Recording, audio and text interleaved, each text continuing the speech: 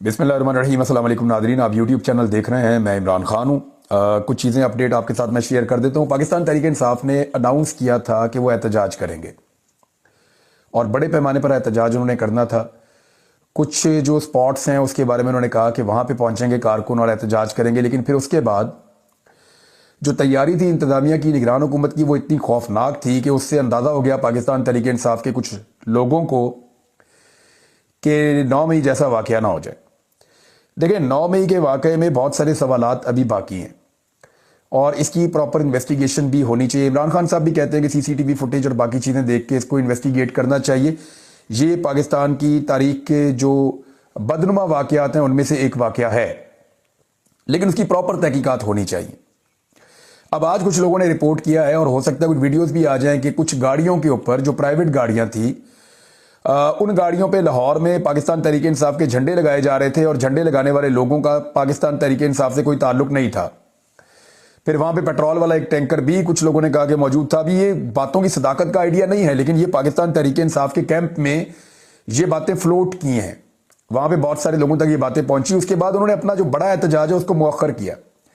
उन्होंने कहा ये रुक जाए, ये ना हो कि हम एहतजाज करके सीटें लेने के लिए जाएं और लेने के देने पड़ जाएं और कोई और गेम खेल दी जाए पाकिस्तान तहरीक इंसाफ के साथ, क्योंकि पीएमएलएन इस वक्त कुछ भी करने के लिए तैयार हो सकती है। मियां नवाज शरीफ साहब जो है वो डिटाई पे उतरे हुए हैं और वो बाज ही नहीं आ रहे। ये नहीं, उनके अपने लोगों ने कह रहे हैं कि मियां साहब बाज आ जाओ, ना करो। मियां साहब को सरदारों ने समझाया, मियां साहब को पश्तूनों ने समझाया, मियां साहब को उनके अपने पुराने साथियों ने समझाया, डॉक्टर आसिफ करमानी जो 24 घंटे मियां साहब के साथ रहते थे उन्होंने समझाया। बहुत सारे लोगों ने कहा कि अवामी मैंडेट का एहतराम कीजिए, अब तो वोट को इज्जत दो की बात करते थे, किस तरफ चल पड़े मियां साहब। लेकिन उनके कायद बाज नहीं आ रहे, मियां साहब बिल्कुल बाज नहीं आ रहे। मियां साहब को कुछ नजर नहीं आ रहा। इक्तदार का सुन के और इक्तदार में जाने के लिए मियां साहब बिल्कुल बिल्कुल सुन्न हो गए ऐसा लगता है, और उन्हें कुछ समझ नहीं आ रही। इक्तदार की हवस में उनको ऐसा लगता है कि अंधा कर दिया है। उन्हें लोगों की आंखों में नफरत दिखाई नहीं दे रही जो लोग उनसे और उनके इस रवैये के साथ कर रहे हैं।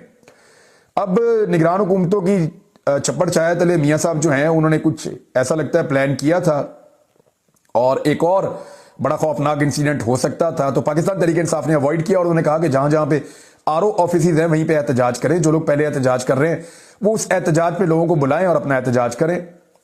मुख्तलिफ शहरों में एहतजाज हो रहे हैं। अटक के अंदर लोगों के ऊपर टॉर्चर हुआ, चकवाल में लोगों पर बहुत शदीद टॉर्चर हुआ, उम्मीदवारों के घरों के ऊपर हमला किया गया। कई उम्मीदवार जो हैं वो गिरफ्तार हो गए हैं। उम्मीदवारों के जो मेन सपोर्टर्स हैं उनको गिरफ्तार किया जा रहा है, उनके घरों पे छापे मारे जा रहे हैं, घरों को तोड़ा जा रहा है। लाहौर में कुछ उम्मीदवार जो हैं वो अब तक गिरफ्तार हो चुके हैं। जो कारकुन निकलते हैं एहतजाज करने के लिए उनको भी गिरफ्तार कर लिया जाता है। तो पंजाब पुलिस बिल्कुल एक बी टीम के तौर पर काम कर रही है, पीएमएलएन के मुसल्ला विंग के तौर पर काम कर रही है। अब वो यूनिफॉर्म्ड है, उनके ऊपर कोई हाथ तो उठा नहीं सकता, कानून की वायलेशन हो जाएगी।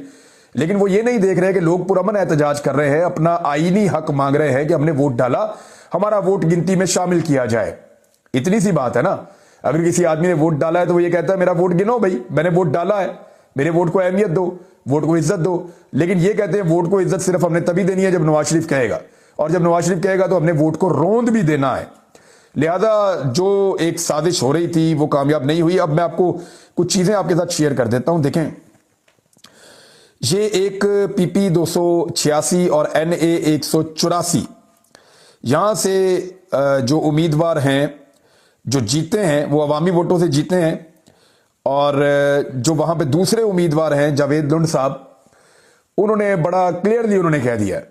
उन्होंने कहा जी कि मुझे जीतने की ऑफर जो की जा रही है, मैं नहीं जीता यहां से इलेक्शन, यहां से पाकिस्तान तहरीक इंसाफ इलेक्शन जीती है, मैं इलेक्शन यहां से हारा हूं और हारी हुई सीट के ऊपर मैं जीतना पसंद नहीं करता। उन्होंने बड़ा क्लियरली पाकिस्तान तहरीक इंसाफ को मुबारकबाद दे दी है। अब कई जगह पे ऐसा हो रहा है कि इलेक्शन कमीशन उम्मीदवारों को कह रहा है कि आप जीत रहे हैं, आप जीत गए हैं, और उम्मीदवार क्या कह रहे हैं, नहीं जी नहीं, हम नहीं जीते, हम इलेक्शन हार गए। जो गैरतमंद लोग हैं ना वो ऐसे ही करते हैं, जिनके अंदर गैरत होती है ना वो ऐसे ही करते हैं। मिसाल के तौर पर आपको और देता हूं मैं, मलक हमीद अकबर साहब है, PP3, ये नून लीग से इनका ताल्लुक है और इनको 31,000 से ज्यादा कुछ वोट पड़ा है।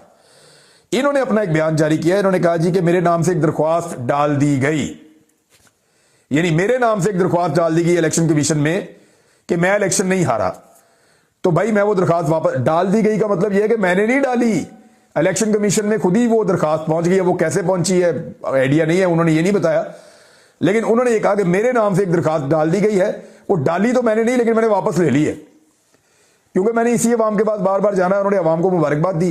पाकिस्तान तहरीक इंसाफ को उन्होंने कहा जी वो जीत गए हैं, और सैयद एजाज हुसैन बुखारी साहब को उन्होंने कहा जी मैं मुबारकबाद देता हूं, वो यहां से विनिंग कैंडिडेट हैं। तो मुझे जेब नहीं देता कि मैं हारने के बाद भी जाकर एक सीट के लिए अपनी शख्सियत को इतना गिरा दूं। मुफ्ती कफायतुल्लाह फजलुर रहमान साहब की जमात से इनका ताल्लुक है। मेरा इनके साथ बड़ा फड्डा भी हुआ एक दफा, बड़ा शदीद नौइयत का। ये नाराज होकर भी चले गए मेरे पास से एक दिन, लेकिन इन्होंने भी मर्दानगी का सबूत दिया है और गैरत का सबूत दिया है। इन्होंने अपनी शिकस्त तस्लीम की, और मुफ्ती कफायतुल्लाह साहब ने नवाज शरीफ को मशवरा दिया कि आप भी मानसेरा से अपनी शिकस्त तस्लीम करें। शहजादा गुस्तासफ, उनके बारे में उन्होंने कहा वो जीत गए हैं और आप हार गए हैं, मियां साहब हार तस्लीम करें। महमूद खान अचकजई, उन्होंने कहा जी मैं इलेक्शन हार गया हूं, पाकिस्तान तहरीक इंसाफ वहां से इलेक्शन जीती है। लश्करी रईसानी, उनको ऑफर किया गया कि आपको जिता देते हैं। उन्होंने कहा भाई मैं इलेक्शन ही हार गया हूं तो मुझे क्यों जिता देते हैं। सलार खान इलेक्शन जीता है वहां से, तो सलार खान को फिर भी नहीं जीतने दिया। छठे नंबर का उम्मीदवार नीचे से नून लीग का उठाया, जिसको 40,000 से ज्यादा वोट मिले थे पीटीआई के, उसको छोड़ के 4,000 वाले को उठा के तो इलेक्शन जितवा दिया। अब लश्करी रईसानी और महमूद खान अचकजई वो ये सोच रहे हैं हमारा क्या कसूर है, हम तो दूसरे और तीसरे नंबर वाले थे, छठे नंबर वाले को जितवा दिया। तो उन्होंने भी प्रेस कॉन्फ्रेंस करके कह दिया कि मियां साहब तुसी हार गए हो और इमरान खान जीत गया है। बल्कि महमूद खान अचकजई ने कहा इमरान खान मेरा पुराना दोस्त है, उसको मुबारकबाद देता हूं, लोगों ने उसको वोट डाला और वो जीत गया है। ये उम्मीदवार पीटीआई का जीता है, हमारा नहीं जीता। जमात इस्लामी के लोग चीख चीख के कह रहे हैं कि कराची में पाकिस्तान तहरीक इंसाफ की बहुत सारी सीटें हैं, वो सीटें उनको दी जाएं। तहरीक लब्बैक और जमात इस्लामी के पास फॉर्म 45 मौजूद हैं, और ये वही फॉर्म 45 है जो पाकिस्तान तहरीक इंसाफ के पास भी मौजूद हैं। अब अगर पाकिस्तान तहरीक इंसाफ अकेली अदालत में जाती है, अपना फॉर्म 45 देती है, कोई सवाल उठता है तो वो दोनों भी आके दे देंगे अपना फॉर्म 45। लेकिन अगर तहरीक लब्बैक को मनाना है, राजी करना है, तो कुछ तो देना पड़ेगा। तो क्या रियासत उनको दे सकती है कुछ? क्या दे सकती है? क्या उनको बड़े बड़े ओहदे दिए जाएंगे, उनको गवर्नरशिप दी जाएगी, उनको सेनेट में शिफ्टें दी जाएंगी, या उन्हें को बड़े बड़े उनको नवाजा जाएगा? क्या किया जाएगा? जमात इस्लामी को कहां नवाज सकते हैं? आजाद उम्मीदवार है, उन्हें कहां? तो एक बहुत बड़े पैमाने पे सिस्टम को नवाजना पड़ेगा अगर फॉर्म 45 के मुताबिक फैसला नहीं करना। तो एक अच्छी खबर जो है वो मेजर ताहिर सादिक साहब के लिए और उनकी साहबजादी के लिए है कि उनकी जो दरखास्त है वो मंजूर हो गई, और इलेक्शन कमीशन ऑफ पाकिस्तान ने कहा कि उनकी दरखास्त को मंजूर करते हुए ये कहा कि ठीक है, इनका जो नतीजा है फॉर्म 47 का वो कलअदम हो गया फिलहाल के लिए, और ये कहा गया है कि 45 जो फॉर्म है उसके मुताबिक नतीजा दिया जाए। अब देखते हैं कि फॉर्म 45 जो असल इस वक्त मेजर साहब के पास और उनकी बेटी के पास मौजूद हैं, दोनों एमएनए के उम्मीदवार हैं, उनके ऊपर फैसला होता है या कोई नए फॉर्म 45 बना लिए जाते हैं। क्योंकि अब मार्केट में कुछ ऐसी वीडियोस गर्दिश कर रही है कि एक ही ग्रीन कलर के कारपेट के ऊपर बैठ के बहुत सारे ग्रीन एरिया में बैठे हुए हैं, बहुत सारे जो रिटर्निंग ऑफिसर्स हैं उनके वीडियोस सामने आई हैं जो वहां बैठ के अपने फॉर्म 45 तैयार कर रहे हैं। फॉर्म 45 वो फॉर्म है जो इलेक्शन वाले दिन, इलेक्शन का टाइम मुकम्मल होने के बाद, वहीं पे गिनती करने के बाद, तमाम लोगों की मौजूदगी में रिटर्निंग ऑफिसर वहीं पे तैयार करता है, उसके ऊपर अपने साइन भी करता है, और बाकी जो पोलिंग एजेंट मौजूद होते हैं उनके साइन भी लेता है। यह पेपर तमाम सियासी जमातों के पोलिंग एजेंट्स की मौजूदगी में रिटर्निंग ऑफिसर वहीं पे सबके सामने साइन करता है। अब ये अलग बैठ के किसी एक जगह के ऊपर साइन कर रहे हैं और वीडियोस बना के वहां से भी वायरल हो गई हैं। तो फॉर्म 45 जो दोबारा बनाए जा रहे हैं या बनवाए जा रहे हैं, ये सिर्फ इसलिए बनाए और बनवाए जा रहे हैं ताकि नए फॉर्म 45 को असल जो जाली किस्म का जो बनाया गया है फॉर्म 47 उसके मुताबिक ढाला जा सके।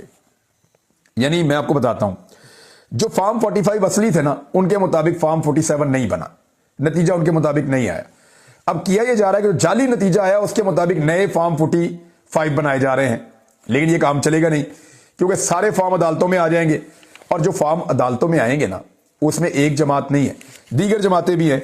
तो ये अभी बड़ा लंबा चलेगा जी मामला। पाकिस्तान तहरीक इंसाफ को अगर जजेस ने इंसाफ दिया ना तो ये अपनी 40 से 50 सीटें वापस ले सकते हैं कम से कम। यानी सिंपल मेजॉरिटी तो इनको एक झटके में मिल जाएगी पाकिस्तान तहरीक इंसाफ को। लेकिन पाकिस्तान के निजाम को देखते हुए ऐसा लगता है कि शायद दी ना जाए, शायद दी ना जाए। लेकिन तहरीक इंसाफ को लड़ाई पूरी लड़नी चाहिए। जो इलेक्शन जीता, जिसने अवाम से वोट मांगा, उसको चाहिए कि वो अवाम के वोटों का पहरा दे और अवाम के वोटों के लिए लड़ाई लड़े। तहरीक इंसाफ को यह करना चाहिए, चाहे हारें चाहे जीतें, ये लड़ाई पूरी लड़नी चाहिए, कानूनी लड़ाई, एहतजाज की लड़ाई, पुरअमन एहतजाज की लड़ाई, कानूनी लड़ाई पूरी लड़नी चाहिए, चाहे इसमें कामयाब हो चाहे ना हो। चिपके रहे निजाम के साथ और ये कहें कि जी मेरे लोगों ने वोट डाला, मैं जीत गया हूं, ये कैसे हो सकता है कि आपने हमें हरा दिया है। तो ये सूरत हाल पाकिस्तान तहरीक इंसाफ को फेस करनी पड़ेगी। अदालतों से इंसाफ मिला तो हुकूमत बना लेंगे, ना मिला तो इतनी तगड़ी ओपोजिशन बनेगी कि नवाज शरीफ की तबाही फिर जाएगी। ये जो लोग मैंने आपको बताया, गैरतमंद लोग जिन्होंने गैरत का मुजाहरा किया और इन्होंने अपनी शिकस्त को तस्लीम किया, हालांकि इनके ऊपर दबाव डाला जा रहा है कि तुम शिकस्त तस्लीम ना करो, हम तुम्हें इलेक्शन जितवा देंगे, थोड़ा सा वेट कर लो, तुम्हारी हार को जीत में बदल देंगे। तो ये जिन लोगों के मैंने आपके सामने नाम रखे, इन लोगों ने गैरत का मुजाहरा किया और उन्होंने कहा नहीं हम हार गए हैं, हम मुकाबले में यकीन रखते हैं, हम अगली दफा फिर मुकाबला करेंगे, हम इलेक्शन हार चुके हैं। क्या ये गैरत नवाज शरीफ साहब के अंदर नहीं थी? क्या वो इस गैरत का मुजाहरा नहीं कर सकते थे? मियां साहब को सीखना चाहिए इन लोगों से कि गैरतमंद कैसा होता है। मियां साहब को हार को ग्रेस के साथ तस्लीम करना चाहिए था और इमरान खान को हुकूमत बनाने की दावत देनी चाहिए थी, लेकिन मियां साहब ने बिल्कुल मुजाहरे नहीं किया उस वाली गैरत का जिसका ये लोग कर रहे हैं। दो लोगों पे मुझे खास तौर पे अब मैं बात करूंगा क्योंकि मैं उनके बारे में जाती तौर पे जानता हूं, मुझे बड़ा अफसोस हुआ। एक हमारे चकवाल से मेजर ताहिर इकबाल साहब हैं, मैं अभी सिर्फ चकवाल की बात कर रहा हूं। मेजर ताहिर इकबाल साहब हैं, इंतहाई शरीफुन नफ्स इंसान है, बहुत ही जबरदस्त आदमी है। एक टके की आप इनकी करप्शन नहीं निकाल सकते, कोई मॉरल करप्शन आप इनकी नहीं निकाल सकते। तमाम लोग इनसे प्यार करते हैं, इनसे मोहब्बत करते हैं, बड़ा जबरदस्त आदमी है। मेजर ताहिर इकबाल नून लीग के उम्मीदवार थे, सरदार गुलाम अब्बास नून लीग के उम्मीदवार थे, बड़े शानदार आदमी हैं और अपनी इज्जत का बड़ा पास और बड़ा ख्याल रखते हैं। इनका भी कोई करप्शन का मसला नहीं है। पुराने सरदार हैं, यहां पे बहुत बड़े जिम्मेदार हैं चकवाल में, लेकिन बड़े इज्जतदार आदमी हैं। सरदार अब्बास ने उस वक्त छोड़ा, गुलाम अब्बास ने उस वक्त छोड़ा इमरान खान को जब इमरान खान बहुत ताकत में थे, और छोड़ने की वजह पता क्या थी? इमरान खान साहब ने इनको नजरअंदाज किया था पब्लिक में। तो अपनी इज्जत के लिए, अपनी इज्जत की हिफाजत के लिए कि लोगों की नजर में मेरी इज्जत कम ना हो जाए, इन्होंने इमरान खान साहब के भरे मेले को उस वक्त छोड़ दिया था जिस वक्त इमरान खान साहब फुल इक्तदार में थे, अपनी इज्जत के लिए। और आज ये दोनों लोग जो है वो चकवाल में टके टोकरी हो रहे हैं। किस लिए? एक सीट के लिए। मैं जो एक्सपेक्ट कर रहा था ना जिन लोगों से कि वो बड़ी गैरत के साथ आकर बैठकर कहेंगे हम इलेक्शन हार गए हैं और इलेक्शन अयाज अमीर जीत गए हैं और दूसरा कैंडिडेट पाकिस्तान तहरीक इंसाफ का जीत गया है, जो अपनी बड़ी ग्रेस के साथ आएंगे और ये बात करेंगे, मैं एक्सपेक्ट कर रहा था कि ये दोनों साहिबान होंगे चकवाल वाले, क्योंकि दोनों ईमानदार हैं, दोनों इज्जतदार हैं, दोनों से इलाके के लोग प्यार करते हैं। अब दोनों ने अभी तक बिल्कुल खामोशी इख्तियार की हुई है और भीख में मिलने वाली, चोरी करके मिलने वाली जीत को और मैंडेट को एंजॉय करने की कोशिश कर रहे हैं। ये बहुत हैरान कुन है। मुझे ऐसा लगता है जितना दबाव चकवाल में बन रहा है, मैंने वहां पे मुख्तलिफ लोगों से पूछा है, तो लोग अब इनके बारे में नेगेटिव बातें कर रहे हैं। वो लोग भी जो इनके सपोर्टर हैं और नून लीग की जो लोकल क़यादत है वो ये कह रही है कि आप हार तस्लीम कर लें, हमने दोबारा भी पब्लिक के पास जाना है। लोगों में बड़ा नेगेटिव इमेज बन रहा है। मैं उम्मीद करता हूं ये दोनों गैरत का मुजाहरा करेंगे, लेकिन अभी तक तो ये दिखाई नहीं दे रहा। अच्छा जी, दो चीजें और हैं, मैं जाते जाते आपको बता दूं। एक तो जो सिराजुल हक साहब हैं, उन्होंने भी ऐलान कर दिया है कराची में और मुल्क भर में उन्होंने पाकिस्तान तहरीक इंसाफ के साथ इस धांधली के खिलाफ वो एहतजाज करेंगे। उन्होंने कहा अवामी मैंडेट पर डाका डालकर कराची को चौथे नंबर की पार्टी के हवाले किया जा रहा है।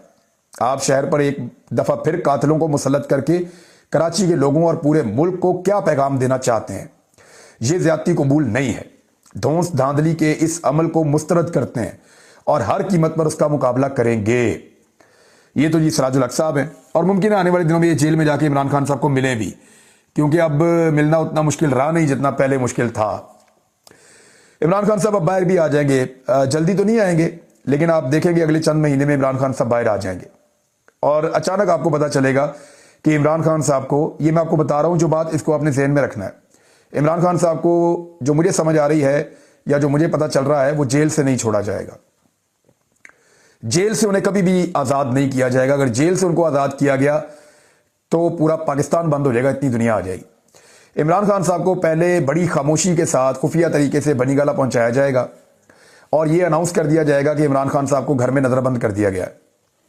फिर आहिस्ता आहिस्ता वहां पे सहूलत फराम कर दी जाएगी कि जरा थोड़ा सा इमरान खान साहब वॉक शॉक कर सकते हैं। और फिर अचानक एक दिन फैसला आ जाएगा इमरान खान साहब की सारी जमानतें मुकम्मल हो गई हैं, अब वो एक आज़ाद शहरी हैं। इमरान खान जो है वो इस वक्त एक इतनी बड़ी शख्सियत बन चुके हैं